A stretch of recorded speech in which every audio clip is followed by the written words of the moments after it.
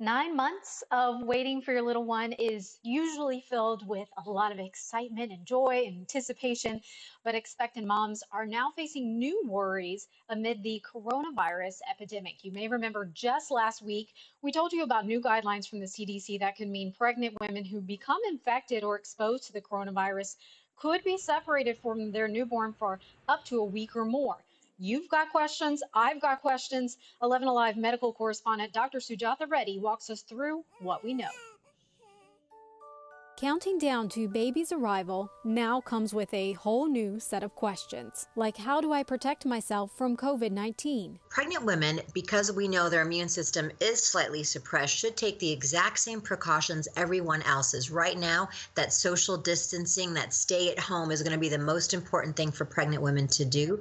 Also, the frequent hand washing, don't touch your eyes, nose, and mouth. That's all going to be key. Wipe down for the surfaces that are frequently touched. All those same precautions is what they need to do. Many wondering, will I have to change my birth plan? Yes, unfortunately, I think some birth plans are going to have to be changed in this new temporary normal that we're living in because of COVID-19. Hospitals are restricting visitors.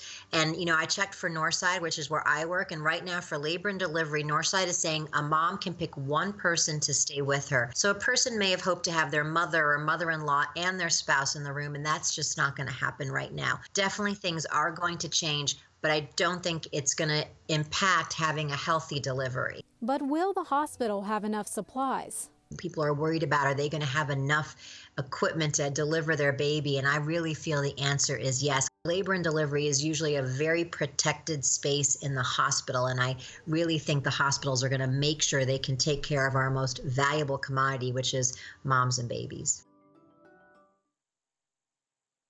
Now, Dr. Reddy tells me there is still conflicting information about whether a mom can pass COVID-19 down to her baby. The research is evolving by the day. And meanwhile, when it comes to concerns about those new CDC guidelines, Dr. Reddy also says that every hospital is going to be reacting to those guidelines differently. And she says when it comes to having to separate a mom and the baby, it would only be in the newborn's best interest.